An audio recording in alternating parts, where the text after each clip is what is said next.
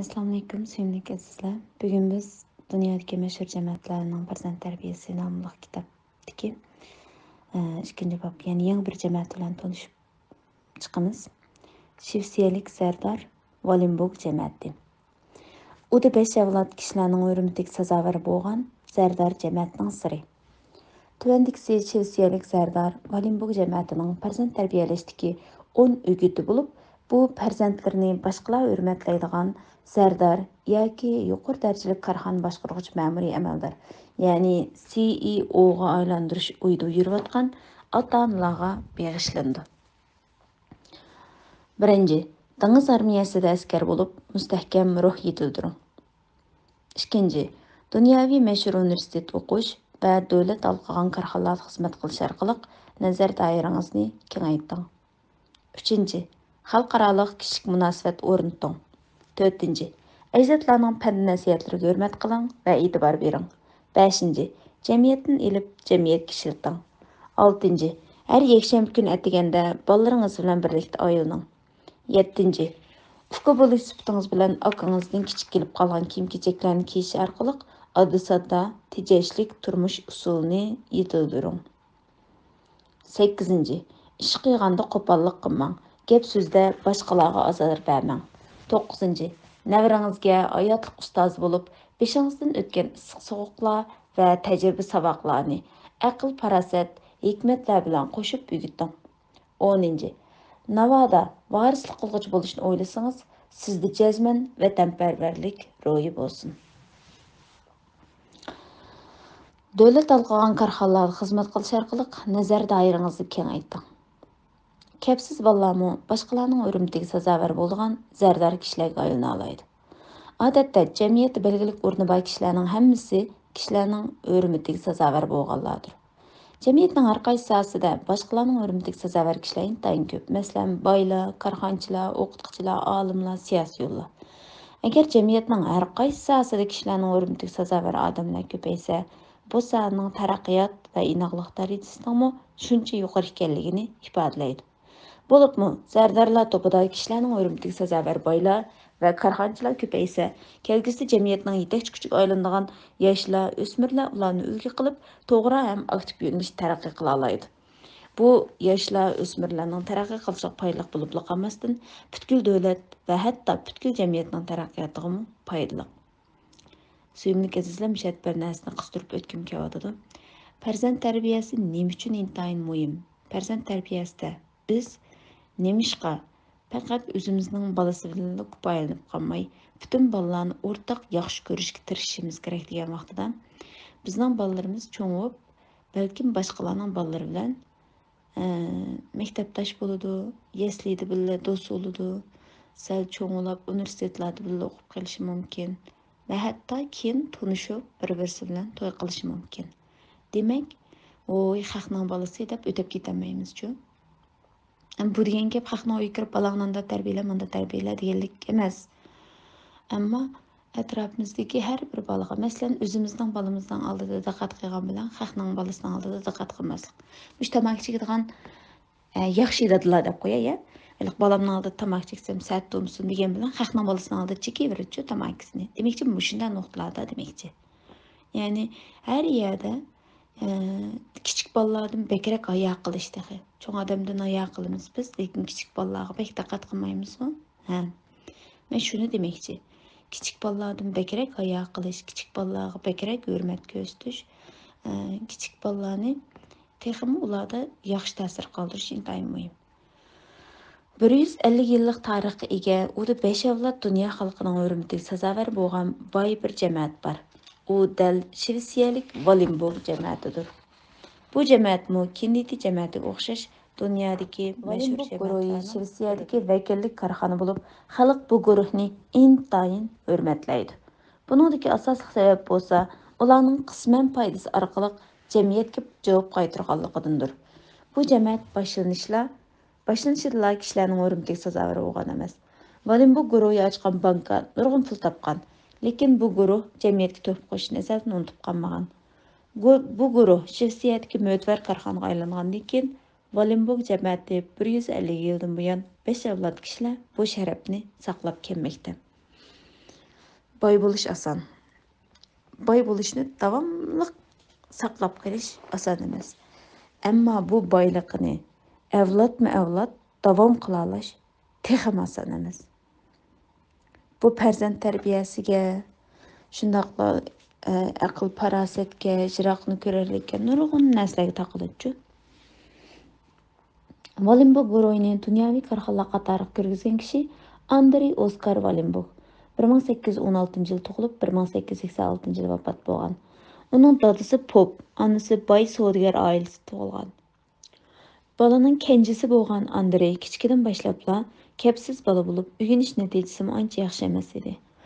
Suyimli azizlar, mushu kitobni anglash jarayonida biz bag'an siri Uyg'ur tilimizningki ifodalash va til boyligini biroq eslab, yanılab mangadigan bo'ldik. Masalan, balaning kichkini kenji deymiz. Bu yerda shu gap chiqqanda biz odatda shu iste'moldan qilyotidi. Lekin nayt chiroyli gap. Kenji bola. Shunga u hamisha ota-onasining tanbihiga uchraydi. Bir kun tuyuqsiz Andrey o'zining kelgusi umri haqida o'ylanib qoladi. U dadasining arzusidek jon tikib o'rganishning beshini og'irtadiganligini, dadasidek pop bo'lishga muroyi bormaydiganligini o'ylaydi. Ayni chog'da u bo'zdek yuk paraxtida o'ltirib dunyoning har qaysi joylarida sayohat qilish o'yiga keldi. Shuning bilan u dengiz armiya maktabiga kirib o'qishga qat'iy bel bog'laydi. Andrey arzusi bo'yicha dengiz armiya maktabiga kirgandan keyin xuddi beliq dengizga qaytgandek bir xil tuyg'uda bo'lib qoladi. U har haftaning oxir xizmatdoshlari bilan birga dengizga chiqib o'ynaydi. Bir kuni Andrey hayotida eng ig'ir hodisaga uchraydi. Uning bilan birga dengizga chiqqan xizmatdoshlari paraxod cho'kib ketish sababidan halok bo'ladi. Faqat ular oyat qilib qaytib keldi. Xizmatdoshlarining o'lib ketib faqat o'zining hayot qilishi uni qattiq azoblaydi. Biroq uni beklab yaram qilgani bu qitimqi vaqa dengiz armiya ofitseriga nisbatan ig'ir dog' keltirdi. Hamda uning kelgusida o'sishiga ta'sir yetkazganligini o'ylab, o'zining bu yo'lda muvaffaqiyat qozonmaydiganligini ko'ziydi. Mushu sababli u boshqa bir yo'l tepishni qaror qiladi. Hamda Amerikaning Bostonga boradigan yuk paraxotiga o'ltirib Amerikaga boradi. Biroq u dal Amerika prezidenti bo'lgan Kennedy jamiyatining Irlandiyadan Amerikaga ko'chman bo'lganligidan bir qancha yil avvalgi ishlar edi. Ishlar shundoq bo'ladi. G'alaba boyada mag'lubiyat, mag'lubiyat boyada g'alaba bo'ladi. Tangri sizning darvozangizni taqab qo'ygan vaqtda yana bir dariza sizga qarab ochiladi. Ammo vatanda tarjima qilingan kitob bo'lgandikin, shunga gap so'zlar shu vatanning tuzumiga loyiqroq chiqadi, to'g'ri tushuningizmi? Men aslisiga hurmat qilgan asosda o'qiyapman. Andrey shu bir qitimliq hodisdan keyin Amerikadan iborat yangi quruqliqqa berib, yangi fursat izlaydi. O'ylamagan yerdan bu qitimliq safari Valenbog guruhini dunyoga keltirishiga fursat ilib keladi. Shundaq deyishga bo'ladiki, hayotida uchragan kichkina baxtsizligi uningga Andrey Bostonga kelgandan keyin o'zining ulug'vor nishonini bekitib chiqadi. U pul ma'muli kasbiga qiziqadigan bo'lg'achqa bankir bo'lish niyatiga keladi va kelgusini planlab chiqadi. U chog'da Amerika jamiyatida aldamchilik qilmishlari avjilib, bankalar tushma-tushdan vayron bo'lib, Amerika iqtisodiy qalamqonchilik ichida turayotgan edi. Buni ko'rib yetgan Andrey faqat muqim bank sistemasi bo'lgandila, muqim bo'lgan ijtimoiy vaziyat kafolatli qilib bo'lganligini o'ylab yetdi. U Amerikadagi 2 yillik musofirlik hayotini oxirlashtirib, Shvetsiyaga qaytib keladi. U pul ma'muli kasbiga oid nurg'un kitob setib olib, pul ma'muli sohasiga rasmiy kirish uchun tayyorlik ko'rdi. Andreyni ajablantirgani shu bo'ldiki, Shvetsiyaning ahvoli o'zi ilgari o'ylaganining aksicha edi.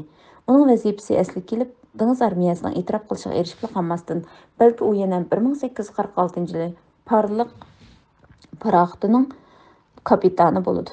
1850 yili Shvetsiya o'rta qism dengiz armiyasining mas'uli bo'lib tayinlandi. Tali undan kelib ishlari nihoyat yaxshi yurishib ketdi va uzoqqa bormayla parlament a'zoligiga saylanib, Shvetsiyada hammaning diqqatini tortadigan siyosiy bo'lib qoladi. Andreyning bank sohasiga kirishda jarayoni texim qiziqarli bo'lib, u onasini tunji o'tkal qilgan. Boy savdogar oilasidan kelib chiqqan onasini o'zining mulkini boshqarib berishni talab qilgan hamda onasiga belgilik o'sim bergan. Andrey onasiga yuqori o'sim bergan, onasining yuqori tabiatdagi do'stlarini bu sohaga so'rab kirgan. Ko'pchilik moyadamda o'tiriblam, voy bu o'sim yeydigan harom yo'li bilan beyibdikan deb oxirini anglamay qo'ymanglarjimi? Bu yani ötep ketip paydalıq yerlerini anlaversak bulaverdi. Bank kəsbiga to'liq ishonch turg'izgan Andrey 1856-yili o'zining tunji bankasi Subur CAB bankasini qurib chiqadi. Bu Shvetsiyadagi tunji puhraviy banki bo'lib, Andrey qurgan bu banka Shvetsiyadagi qaloq bir davlatni boy davlatga aylantirishda hal qilg'uch rol o'ynagan. U chaqlarda kishilarning kallasida omonat qo'yish deydigan uqum yo'q bo'lg'achqa, bankning g'oyat zo'r mablag'ini cho'g'lishi mumkin emas edi. Mushunaq ahvolda u davlat ichi sirtidan mablag' jamlab, korxonalarga yuqori o'simlik qarz berish orqali foydaga erishgan. Bank ishlarining tadrijiy kengayishiga erishib, boyliqni uzluksiz zo'raygan. U yana korxonalarni setib olib, Valenbok guruhini qurib chiqish uchun puxta asos solgan. Shunday qilib, Andrey 1856-yilda qurgan Subur bankasini keyin Valenbok guruhiga aylantirgan. İlgari bank kesib bilan qat ko'targan Valenbok guruhi tadrijiy taraqqiy qilib, hozirgi elektron, transport, davolash uskunalari, qog'ozchilik, sanoat buyumlari, o'q qozon, atom energiyasi, avasiya uskunalari, uchirchilik qatorliq 11 kasbni yadro qilgan cho'ng korxonaga aylangan.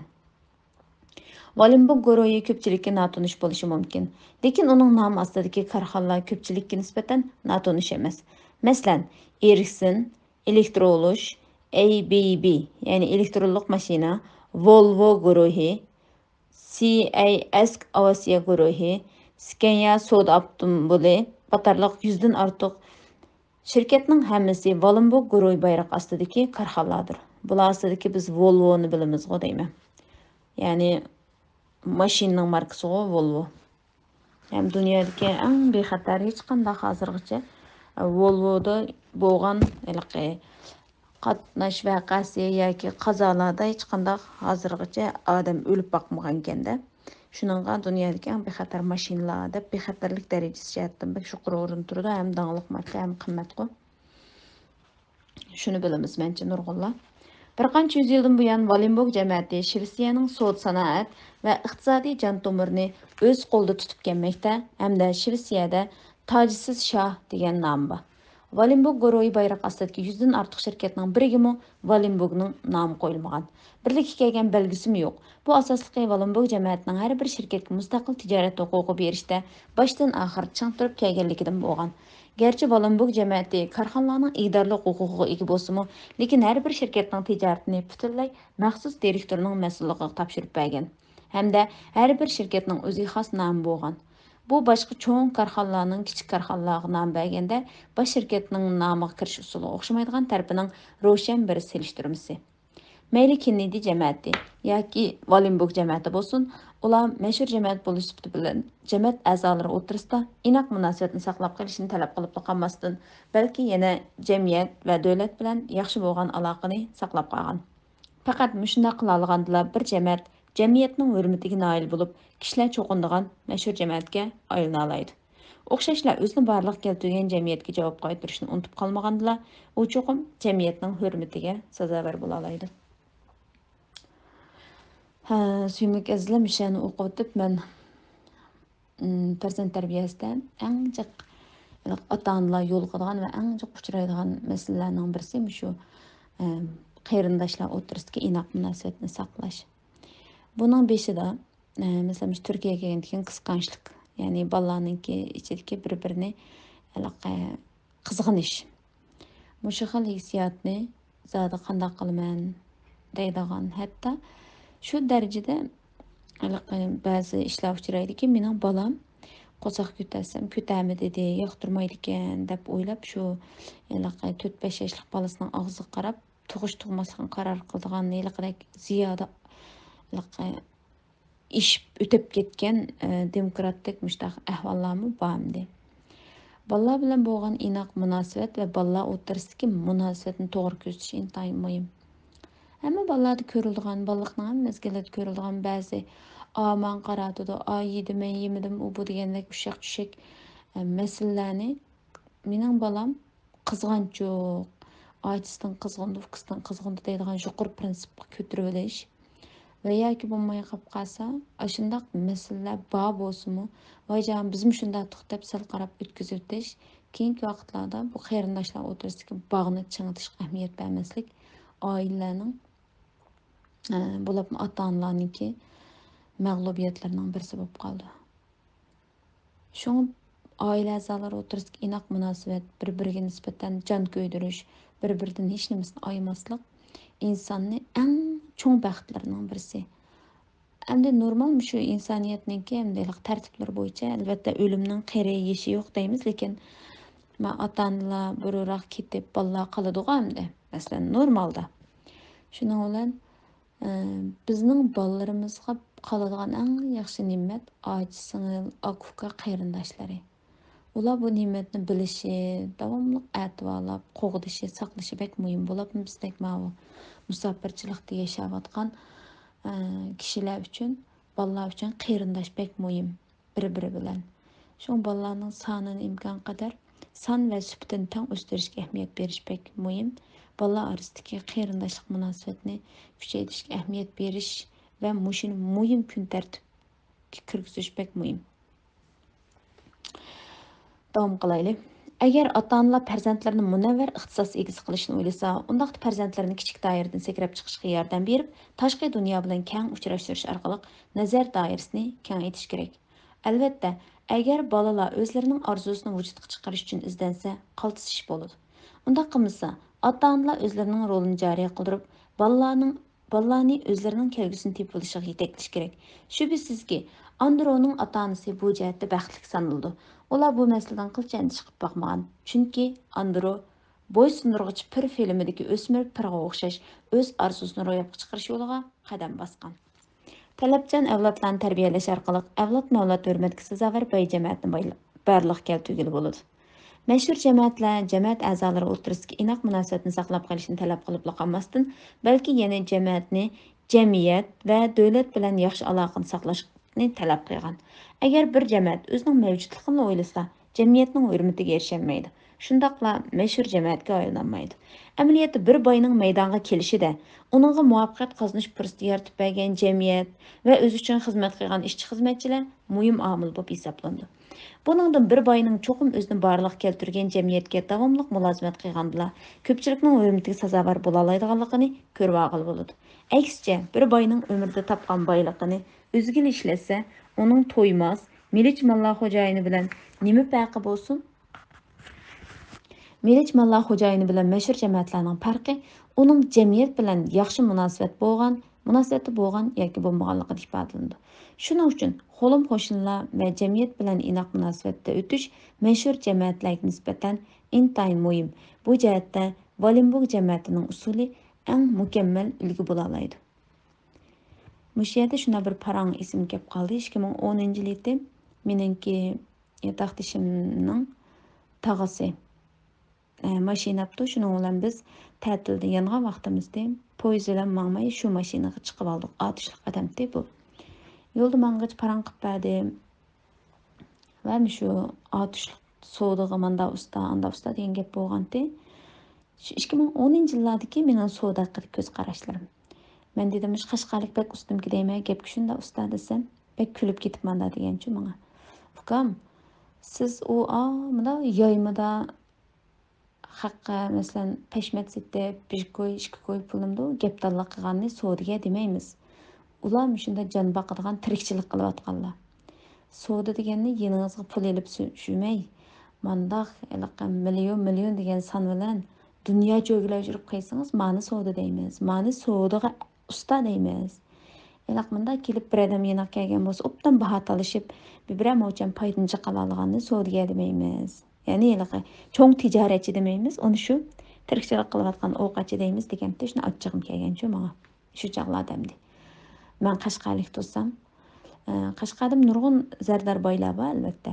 Lekin mening shu chaqdagi savdo tushunchamda gap kusta shunday savdoni qamlashtira oladi degan ashtalar tushunib qolibdi ekanman. Keyingi kunlarda his qilsam, haqiqatan cho'ng dunyoviy savdolarda sizning qancha soat yoki ishlashingiz, qanchalik gap kusta bo'lishingiz yoki bu jiq gap qilishingiz emas, albatta bu notiq bo'lish kerak, bir muhim, ammo shunday dunyoviy cho'ng ishlarni o'ylay olish kerak ekan.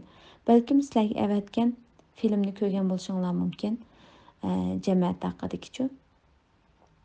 Hamda bu Musa boylar jamoatining ayni yillarida G'uljida 1905 yili yung teri zavodini qurishi, xurum zavodini, xurum ishlab chiqarish zavodini. Haqiqatan tarixiy ve çoğun iş Uyg'urlarga nisbatan. O çağlarda Uyg'urlar masalan paxtliq kiyim yoki rax kiyim, bo'z, mata deydigan raxlar bilan ashtabish narsalarni kiydigan zamonlar u. Hech kim xurum chapan kiyib shim kostyum kiydigan zamonlar emas. Albatta G'uljiga bu teri zavodi qurishdagi va xurum ishlab chiqarishni qurishdagi maqsadimi Uyg'urga xurum chapan sotma emas. Balki Yevropaga, dunyoga, Rossiyaga chiqarman. Mushu meningki yurtimdagi so'yilgan qo'ylarning terisi bekor ketmasin. Meningki xalqimni shundoq zamonaviy dunyoning ishlari bilan tang mangalasin deb o'ylay olganchu.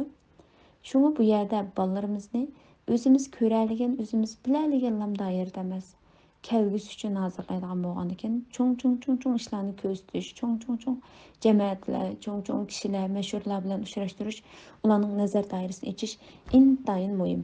Haqiqatan. Buningdan boshqa, avlodlar varislik qilgan boyliq durust yo'l bilan kelgan bo'lsa, ular jamiyatidan faxrlanadi. Shundaqla ko'pchilikning hurmatiga sazovor bo'ladi.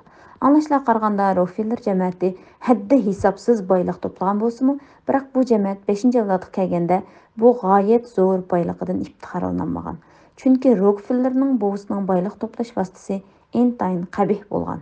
Rockefeller jamiyati madaniy taraqqiy qilib 5-avlodga kelganda ular bir qism mulklarni iyona qilish orqali o'zlariga tasalli izlashgan. Valenburg jamiyatining o'xshamaydigan yeri shuki, bu jamiyat Rockefeller jamiyatiga o'xshash 5-avlodga kelganda Shvetsiya jamiyatining hurmatiga erishib qolmasdan, balki yana dunyoning hurmati va e'tirof qilishiga muyassar bo'lgan. Mayada Rockefeller jamiyati haqidagi bu xil bayon va bu xil baho to'g'rimi yo'qmi, buni iznib beqish to'g'ri keldi. Chunki Rockefeller jamiyatininki dunyoda boyligi, masalan, shu Amerikaninki umum davlat boyligini nechasi qatlab ketgan vaqtida Amerikan majburiy holatda necha qatam bu jamiyatni parchalagan iqtisodini. Ammo bular yana qaytadan turgan, yana parchalagan, yana turgan. Shunga bu yerda mushu gap mushu baholar to'g'rimi yoki qandoq buni iznib beqish to'g'ri keldi. Dünyada nurg'un maliya guruhi magnatlari bor. Lekin ularning ichidagilarning ko'p qismi shirkatlarni o'g'illarga o'tkazib bergan yoki o'tkazib berishga taraddud qilgan. Ularning bu xil o'yi to'g'ri bo'lsa-mu, ammo varislar qattiq mashq qildirilmasa, ajdodlar qantara qozib ming bir jafoda topgan boyliqni birdamda vayron qilitishi mumkin. Shunga mayli qanday sabablar tufaylidan bo'lsin, farzand tarbiyasiga sal qaralsa, butkul jamoat ziyon uchrab qolmasdan, balki shu korxonaga tayinib turmushni qamdayotgan ishchi xizmatchilarmi ziyonga uchraydi. Ma'lum ma'nodan olganda, korxona keskin tarbiyalanmagan varislarga o'tkazib berilsa, butkul jamoatni ziyon uchratib qolmasdan shak shubsizki jamiyatga nisbatan cho'ng xavf ilib keladi. Farzand tarbiyasida ota-onalar ochqich. Bir bola kichkidan tortib ota-onasining erkiltish ichida cho'ng bo'lsa, uning raqobatga taqobil turish iqtidori umumyuzlik kamchil bo'ladi. Cho'ng bo'lgandan keyin biror mag'lubiyatga uchrasa hushidan ketadi. Aksicha kichkidan boshlab har xil sinoqlarni beshidan o'tkazib cho'ng bo'lgan bolalar turli qiyinchiliklarni imkoniyatning boricha hal qilishga tirishadi. Ko'p qism oila boshliqlarining farzandlarini ziyoda erkiltib cho'ng qilishi va zarur chiniqtirishlarga sal qarshi odamni ichindirdi. Farzand tarbiyasidagi bu xil xato usul va ideya farzandlarning jamiyatga chiqqandan keyin put terib turishiga ig'ir ta'sir ko'rsatdi. Bu jihatda Valenburg jamiyatining o'zgacha farzand tarbiyalash usuli bor. Boy jamoat bo'lish sifati bilan ularda pul kam emas edi. Lekin ular bolalarining rayi bo'yicha ish qilmay, maqsadli holda ularni turli qiyinchilik o'tganlarda chiniqtirib sinagan. Gerçi boy ota-onalar bolalarga eng zo'r chekda yordam bera oladigan bo'lsa-mu, ammo farzandlarining o'z kunini o'z o'tkaza oladigan iqtidorini chiniqtirish uchun ularga intayin oz yordam bergan. Bu ularning pixsigligi bo'lmasdan, balki avlodlarning tijorat boshqarish iqtidorini yetildirishga foydali bo'lishni o'ylagan. Chunki ular avlodlar korxona boshqarish iqtidorini hozirlamasa, necha avlod jafo tortib tiklagan egilikni patqoqqa patqizib qo'yib, butkul Shvetsiya jamiyatiga zo'r ziyon elib kelganligini biladi. Qobil, layoqatli izbosarlarni yetishtirib chiqish uchun Valenburg jamiyatining avlodlari cho'qim o'zgacha tarbiya va mashqni qabul qilish kerak. Oldi bilan ularning armiyasida vazifa o'tishi, Andın ata-anasının yardımına tayanmay, chet eldeki meşhur ali mekteplerde o'qishi. Eng axırda xalqarалық pul muomala şirketida ishlab, keng kishilik munosabat tajribasiga ega bo'lish kerak. Kishilik munosabat degan bek muhim narsa. Har bir jamiyatda muhim moddalarning eng beshi turdi. Şoň balalarımızın ijtimoiy aloqa iqtidori deymiz, sosial kelishimi deydi buni türkçede. Bunun taraqqiyotiga ahamiyat berish bek muhim. Balalarımızın aloqa iqtidori ularning xarakteri tarafidan belgilanadi. Balalarımızın yaxshi xuy mijozi bor, boshqalarga hurmat qilishni biladigan, o'zini hurmatini saqlay oladigan bu nuqtalarda alayda o'rgatish bek muhim. Balamni masalan aka bo'pti tex kichik deb masalangachu bolalarimiz nima qilsa deb qo'yib qo'ysak, agar bolalarimizning qiliqi boshqalarning ko'ziga yoki boshqa bolalarningki erkinligiga ta'sir ko'rsatgan yoki ularga ta'sir ko'rsatgan vaqtda bola boshqalar tarafidan qarshi ilinmaydi, org'a ilinmaydi. Bu dastlabki ziddilanish mushkul shaklda bo'ldi-chu. Shunga bolalarningki ijtimoiy aloqalarni o'stirishmi bek muhim.